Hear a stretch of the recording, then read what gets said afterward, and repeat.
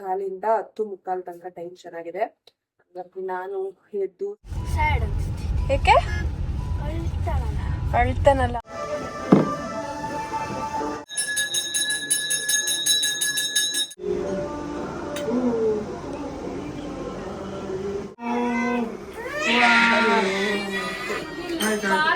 ಪಾಲಕ್ ಪನ್ನೀರ್ ಮಾಡೋಣ ಅಂತ ಅನ್ಕೊಂಡಿದೀನಿ. ನೋಡ್ಬೇಕು. ಇನ್ನು ಎಳೆದು ಕಾಯಿ ಹಾಕಿ ಇದಕ್ಕೆ ನಾನು ದ್ರಾಕ್ಷಿ ಹಾಕ್ಲಿಲ್ಲ, ಗೋಡಂಬಿ ಮತ್ತೆ ಉಂಡು ಬೌಲ್ ತರ ಇತ್ತು.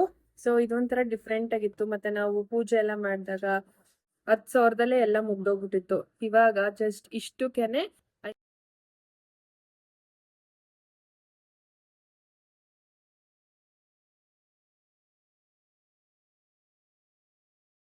Hello, welcome back to Pooja Madhu blog. ಎಲ್ಲರೂ ಹೇಗಿದ್ದೀರಾ? ಎಲ್ಲರೂ ಚೆನ್ನಾಗಿದ್ದೀರಾ ಅಂತ ಭಾವಿಸ್ತೀನಿ.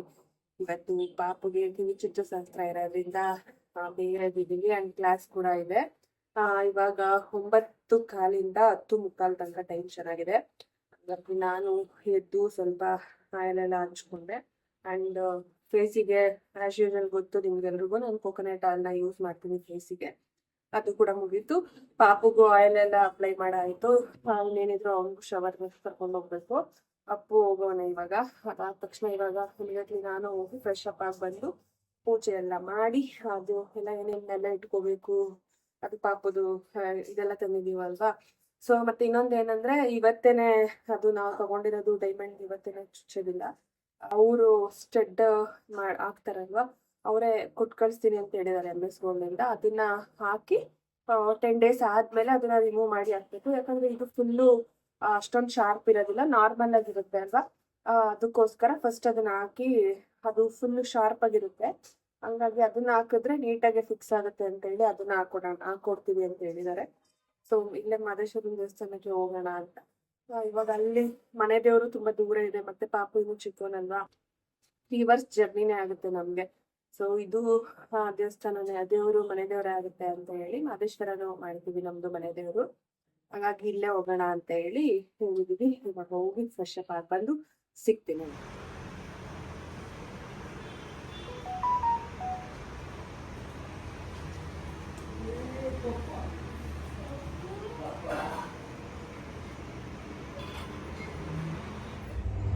ರೆಡಿ ಎಲ್ಲ ಆಯಿತು, ಬಟ್ ಫುಲ್ಲು ಸ್ವೆಟ್ ಆಗ್ತಾ ಇದ್ದೀನಿ ಗೈಸ್. ಅಷ್ಟು ಶಕೆ ಆಗ್ತೈತೆ ನನಗೆ. ನನ್ನ ಮಗನ್ನು ರೆಡಿ ಮಾಡಿ ಅಪ್ಪು ಮತ್ತು ಮಾಧವ್ ಕೆಳಗಡೆ ಹೋದ್ರು, ನಾನು ಮತ್ತು ಮಮ್ಮಿ ಇಲ್ಲೇ ಹೋಗ್ತಿದ್ದೀವಿ. ಫುಲ್ಲು ಶಕೆ ಅಂದರೆ ಶಕೆ. ಸೊ ಹಂಗಾಗಿ ಜಾಸ್ತಿನೇ ಸ್ವೆಟ್ ಆಗ್ತಾ ಇದ್ದೀನಿ. ಪಾಪು ಮಲ್ಕೊಂಡೇ ಬಿಟ್ಟ. ಅಪ್ಪುಗೆ ರೂಮಲ್ಲಿ AC ಆಗ್ಬಿಡ್ತದೆ, ಕಾರಲ್ಲಿ AC ಆಗ್ಬರೋದಿಲ್ಲ ಅಲ್ವಾ ಅಪ್ಪು? ಹಾಂ ಅಪ್ಪು, ನಿನಗೆಲ್ಲಿಗೆ ನಿನಗೂ ವಿಚಿಸದಾ?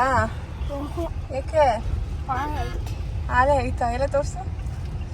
ನಮ್ಮ ಪಪ್ಪು ಮಲ್ಕೊಬಿಟ್ಟಿದ್ದಾನೆ. ಮಾದೇವ್ ಅವರೇ, good morning. Very good morning. Very good morning. ನೈತಿನಣ್ಣ ಹಾಯ್. ಅಪ್ಪು ಅವರೇ, ಪಪ್ಪು ಅವ್ರಿಗೆ ಇವತ್ತು ಕಿವಿ ಚುಚ್ಚಿಸ್ತಾ ಇದ್ದೀವಿ. ಏನು ಅನಿಸ್ತೈತೆ? ಏಕೆ ಅಳ್ತಾನಲ್ಲ? ಹತ್ರ ಏನು ಮಾಡ್ತೀಯಾ? ಬೇಜಾರಾಗುತ್ತಾ? ಅಷ್ಟೊಂದು ಲವ್ ತಮ್ಮನ ಮೇಲೆ. ನಾವಿವಾಗ ಹೊರಟಿದ್ದೀವಿ. ಅಪ್ಪು ಅವರೇ, ಅಪ್ಪುಗೂ ಒಂದು ಸೈಡ್ಗೆ ಹಾಕ್ಸ್ಲಿಲ್ಲ, ಒಂದು ಸೈಡ್ಗೆ ಹಾಕ್ಸಿದ್ದೀವಿ. ಇವಾಗ ಅಪ್ಪುಗೂ ಚುಚ್ಚಿಸೋದು. ಹಾಂ ಇಲ್ಲ, ಪಪ್ಪಗೆ ಮಾತ್ರ ಚುಚ್ಸೋದು. ಬಂದು ವೆಯ್ಟ್ ಮಾಡ್ತವ್ರೆ. ಇವಾಗ ಹೋದ ತಕ್ಷಣವೇ ಪೂಜೆ ಮಾಡಿಸ್ಬಿಟ್ಟು ಚುಚ್ಸೋದು ಅಷ್ಟೇ. ಅಪ್ಪು ಇತ್ತೇನು ಪಪ್ಪಮ್ಮ? ಏನಕ್ಕ ಮಿಂಚ್ತಾ ಇದೆಯಾ? ಏನ್ರಿ ಸಮಾಚಾರ? ಎಳಿಸ್ಬಿಟ್ಟ ನನ್ನ ಮಗನ್ನ. ಹೇಳ್ತಾನ ಇಲ್ವಾ ಅಂತ ಯೋಚನೆ ಮಾಡ್ತಾ ಇರೋದು. ಎದ್ನಾ ಅಕ್ಕ? ಇನ್ನೂ ಇದೇ ಆಗಲಿಲ್ಲ, ಆಲ್ರೆಡಿ ಇಕ್ತಾ ಇದೆಯಲ್ಲಕ್ಕ ಅವನಿಗೆ.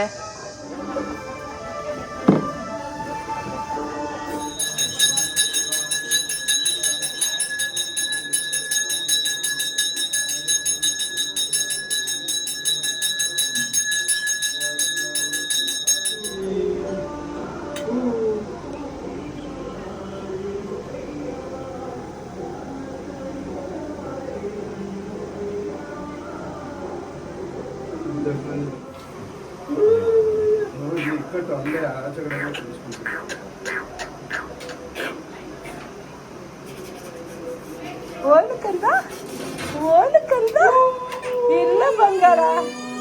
ಅಯ್ಯೋ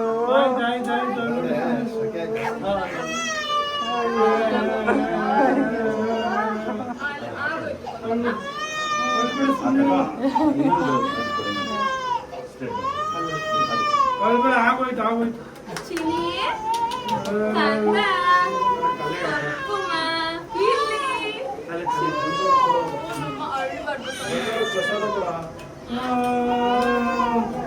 ಆಯ್ ಸುಮ್ಮನೆ ಅಯ್ಯೋ ಅಯ್ಯೋ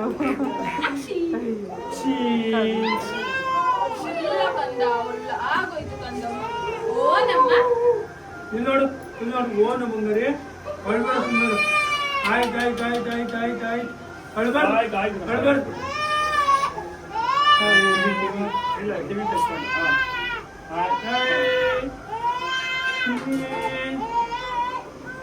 ಅಳ್ಬೇಡ ಅಳ್ಬೇಡ ಆಯ್ತು ಆಯ್ತು ಆಯ್ತು ಆಯ್ತು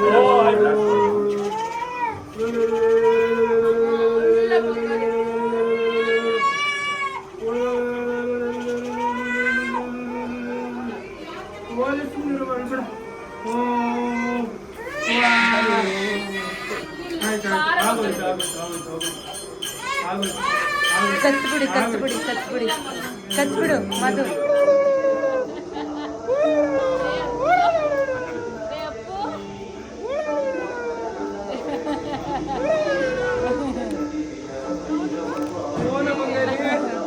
ಗುಡ್ ಬಾಯ್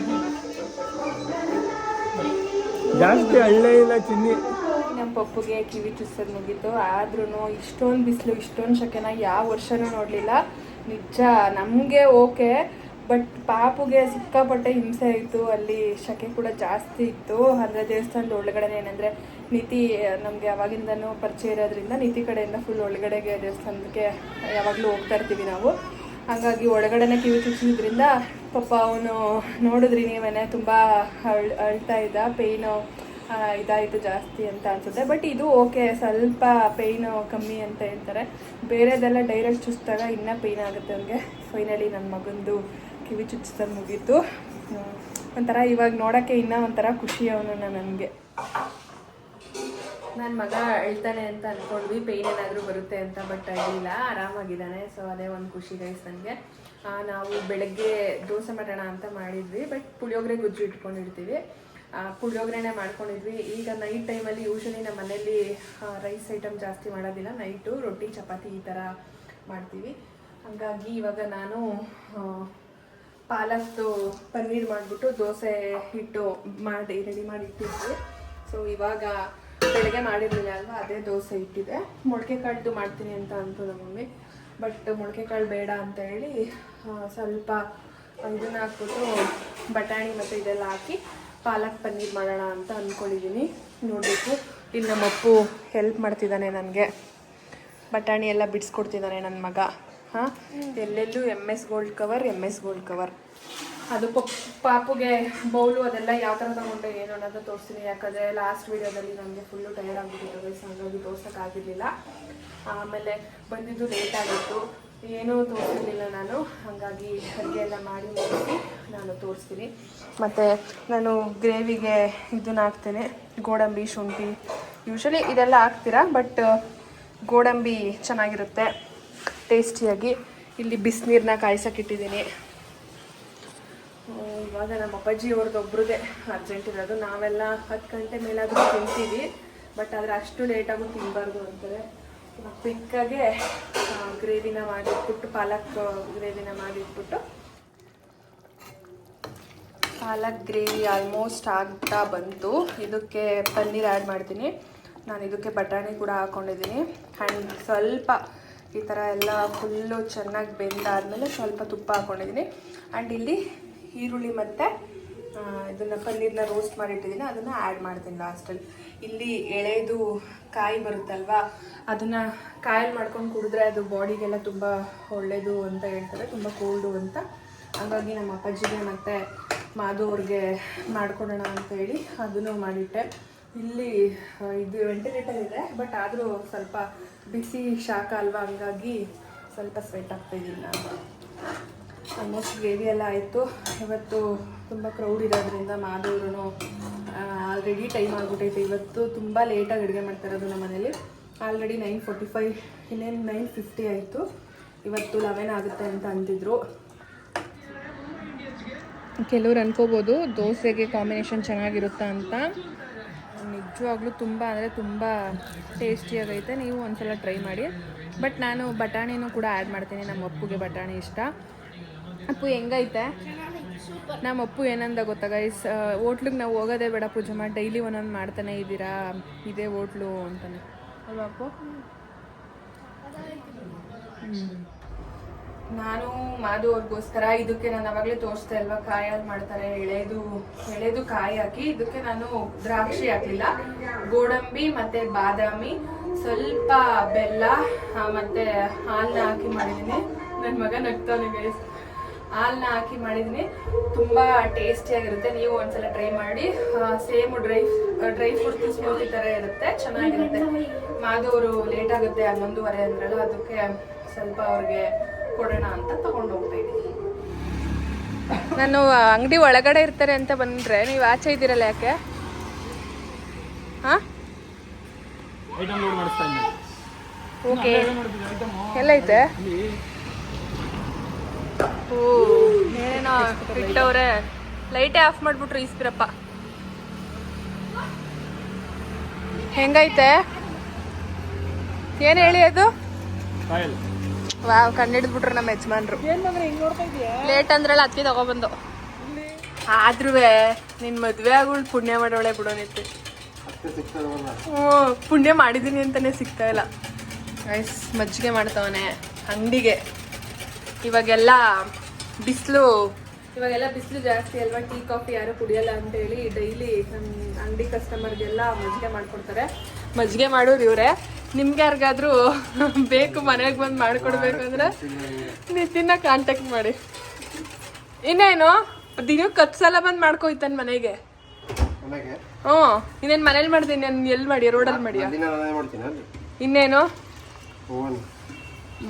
ಭುವನ್ ಮಾಡೋದನ್ನ ಕುಡಿಯೋದೇ ಇಲ್ಲ ಬಿಡು. ನಿನ್ನಂಗೆಲ್ಲ ಹಿಂಗೆಲ್ಲ ಸಿಲ್ಬಿ ಅದೆಲ್ಲ ಮೊಸರು ಇದೆಲ್ಲ ತೆಗೆದು ಮಾಡೋದಿಲ್ಲ ಅವನು. ಎಂಜಾಯ್. ನಮ್ಮ ಮಮ್ಮಿ ಉಪ್ಸಾರು ಮಾಡ್ತಿದ್ದಾರೆ. ಉಪ್ಸಾರು, ಮುದ್ದೆ, ಮೊಳಕೆ ಕಾಳು ನೋಡಿ. ಎಲ್ಲ ಮುದ್ದೆ ಮಾಡೋಕ್ಕೆ ಹೆಂಗೆಲ್ಲ ಗಲೀಜು ಮಾಡ್ತದೆ ನಮ್ಮ ಮಮ್ಮಿ. ಮೊಳಕೆ ಕಾಳನ್ನ ಬೇಯಿಸಿಟ್ಟಿದ್ದಾರೆ. ಈ ಪಲ್ಯ ಮಾಡೋಕ್ಕೆ ಉಪ್ಸಾರು. ಅಲ್ಲಿ ನಮ್ಮ ಅಪ್ಪಾಜಿಗೆ ಸೊಪ್ಪು ಉಪ್ಸಾರು ಅಂತ.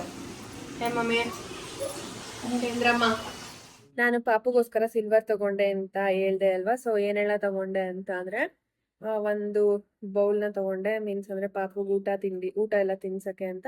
ಮತ್ತು ಅದ್ರ ಜೊತೆ ಒಂದು ಸ್ಪೂನ್ ತಗೊಂಡೆ. ನಾನು ಇವಾಗ ತೋರಿಸ್ಲಿಲ್ಲ ಅಂದರೆ ಪಕ್ಕ ನೀವು ಕಮೆಂಟ್ ಮಾಡ್ತಿದ್ರಿ. ಆ್ಯಂಡ್ ಈ ಒಂದು ಲೋಟ ತಗೊಂಡೆ. ಅಪ್ಪುಗೆ ತಗೊಂಡಿರೋದಿತ್ತು, ಬಟ್ ಇವನ್ಗೆ ಬೇರೆ ಇರಲಿ ಅವನಿಗೆ ಬೇರೆ ಇರಲಿ ಅಂತೇಳಿ ಅಪ್ಪುಗೆ ತಗೊಂಡಾಗ ಈ ಥರ ಒಂದು ಕಪ್ ಥರ ಇರಲಿಲ್ಲ, ಅದು ರೌಂಡು ಬೌಲ್ ಥರ ಇತ್ತು. ಸೊ ಇದೊಂಥರ ಡಿಫ್ರೆಂಟ್ ಆಗಿತ್ತು. ಮತ್ತು ನಾವು ಪೂಜೆ ಎಲ್ಲ ಮಾಡಿದಾಗ ನೈವೇದ್ಯ ಎಲ್ಲ ಮಾಡಿಡೋಕ್ಕೂ ಚೆನ್ನಾಗಿರುತ್ತೆ ಅಂತ ಹೇಳಿ ಈ ಥರ ಒಂದು ಕಾನ್ಸೆಪ್ಟಲ್ಲಿ ತಗೊಂಡೆ. ಮತ್ತು ಲೋಟನೂ ಅದಕ್ಕೆ ಮ್ಯಾಚಿಂಗ್ ಇರಲಿ ಅಂತ ಈ ಥರ, ಅಂದರೆ ಹಳೆ ಕಾಲದಲ್ಲಿ ಬರ್ತಿತ್ತು ಗೊತ್ತಾ, ಆ ಥರ ಕಾನ್ಸೆಪ್ಟ್ ಇರಲಿ. ಸ್ಟ್ರೈಟ್ ಲೋಟ ಇತ್ತು. ಇದು ಒಂಥರ ಚೆನ್ನಾಗೈತೆ, ಡಿಫ್ರೆಂಟಾಗಿ ಅಂತ ಅನಿಸ್ತು. ಇದು ಒಂದು ತಗೊಂಡೆ. ಹ್ಯಾಂಡ್ ಕಾಲ್ಗೆ ಗೆಜ್ಜೆ. ಆ್ಯಂಡ್ ಇದು ಈ ಥರ ತಗೊಂಡೆ ನಾನು. ಅದು ದಾರ ಹಾಕ್ತಾರೆ ಗೊತ್ತಾ ಪಾಪುಗೆ. ಸೊ ಆ ಥರ ದಾರ ಥರ ಬೇಡ ಅಂತೇಳಿ ಈ ಥರ ಚೈನ್ ಥರ ಇರಲಿ ಅಂತ ಇಲ್ಲಿ ಈ ಥರ ಲಾಕ್ನ ಹಾಕೊಟ್ಟಿದ್ದಾರೆ. ಬಟ್ ಇದು ಕೊಂಡಿ ಎಲ್ಲ ತುಂಬ ದೊಡ್ಡದಾಗಿ ಹಾಕಿದ್ದಾರೆ. ಮತ್ತು ನಮ್ಮ ಮನೇಲಿ ದೀಪ ಬೆಳಗಕ್ಕೆ, ಕರ್ಪೂರ ಎಲ್ಲ ಹಚ್ಚಕ್ಕೆ ಈ ಥರದ್ದು ಒಂದು ಇರಲಿಲ್ಲ, ಎಲ್ಲ ಇತ್ತು. ಅದು ಕಂಚುಂದು ಇಟ್ಟಿದ್ವಿ. ಸೊ ಇದೊಂದು ತಗೊಬಿಡೋಣ, ಇದೊಂದು ಇರ್ಲಿಲ್ವಲ್ಲ ಅಂತ ಹೇಳಿ ಇದೊಂದು ತಗೊಂಡೆ. ಇದಿಷ್ಟು ತಗೊಂಡೆ. ನಾನು ಹಬ್ಬಕ್ಕೆ ತಗೊಂಡಾಗ ಜಸ್ಟ್ ಒಂದು 10,000ದಲ್ಲೇ ಎಲ್ಲ ಮುಗ್ದೋಗ್ಬಿಟ್ಟಿತ್ತು. ಇವಾಗ ಜಸ್ಟ್ ಇಷ್ಟಕ್ಕೇನೆ 55,000ದಿಂದ 60,000 ಆಯಿತು. ಸೊ ಎಷ್ಟು ಜಂಪ್ ಆಗೈತೆ ಅಂದರೆ KGನೇ ಇವಾಗ 2,60,000. ಹಬ್ಬಕ್ಕೆ ತಗೊಂಡಾಗ KGನೇ ಬರೀ 30,000 ಅಂತ ಅನ್ಸುತ್ತೆ. 30ರಿಂದ 40,000, 40,000 ಇತ್ತು ಅಷ್ಟೇ KGಗೆ. ಎಲ್ಲಿಂದ ಎಲ್ಲಿಗೆ.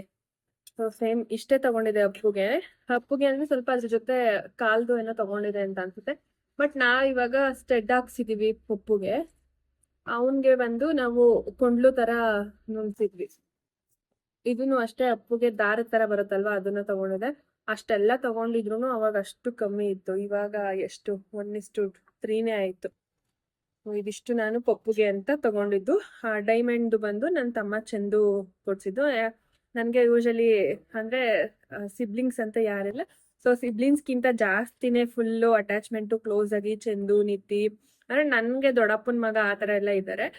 ಬಟ್ ಇವನ ಜೊತೆ ಜಾಸ್ತಿ ಅಟ್ಯಾಚ್ಮೆಂಟು, ಹಾಗಾಗಿ ಇವನೇ ನಾನೇ ಕೊಡಿಸ್ಬೇಕು ಅಂತ ಹೇಳಿ ಕೊಡಿಸ್ದ. ಸೊ ಅದಕ್ಕೆ ಬಂದು 50,000 ಏನೋ ಆಯಿತು ಪಾಪು ಕೊಡಿಸಿದ್ದು ಡೈಮಂಡ್ದು. ಇದಿಷ್ಟಕ್ಕೆ 55,000 ಆಯಿತು. ನಾನೇನು ತಗೊಂಡೆ ಏನು ಅನ್ನೋದನ್ನ ಅದು ನೆಕ್ಸ್ಟ್ ವ್ಲಾಗಲ್ಲಿ ನಾನು ಅದನ್ನ ಇನ್ನೂ ಕಲೆಕ್ಟ್ ಮಾಡ್ಕೊಂಡು ಬಂದಿಲ್ಲ. ಸೊ ಅದನ್ನು ಈಸ್ಕೊಂಡು ಬಂದಮೇಲೆ ನಾನು ತೋರಿಸ್ತೀನಿ. ಪೇಮೆಂಟ್ ಎಲ್ಲ ಮಾಡಿ ಅದನ್ನು ಹೋಲ್ಡ್ ಮಾಡಿದ್ದೆ, ಇವತ್ತು ಈಸ್ಕೊಬರೋಣ ಅಂತ ಹೇಳಿ. ಸೊ ಅವರೇ ಕಳಿಸ್ತಾರೆ ಮನೆಗೆ. ಅದು ಬಂದಮೇಲೆ ನಾನು ಒಂದು 2 ಚೈನ್ ಏನೋ ತೊಗೊಂಡಿದ್ದೀನಿ, 2-3.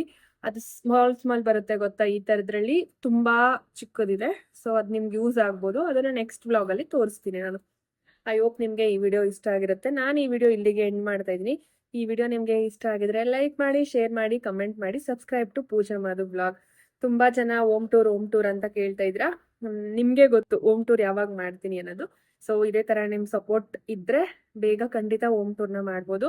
ನನಗಿಂತ ನಮ್ಮ ಅಪ್ಪುಗೆ 100K ರೀಚ್ ಮಾಡಬೇಕು ಅಂತ ತುಂಬ ಆಸೆ ಇದೆ. ಸೊ ಸಪೋರ್ಟ್ ಮಾಡಿ ಬೇಗ. ಇನ್ನೂ ಯಾರ್ಯಾರು ನನ್ನ ಚಾನಲ್ನ ಸಬ್ಸ್ಕ್ರೈಬ್ ಮಾಡ್ಕೊಳ್ಳಿಲ್ಲ ಹೋಗಿ ಸಬ್ಸ್ಕ್ರೈಬ್ ಮಾಡ್ಕೊಂಡು ನೋಡಿ. Thank you.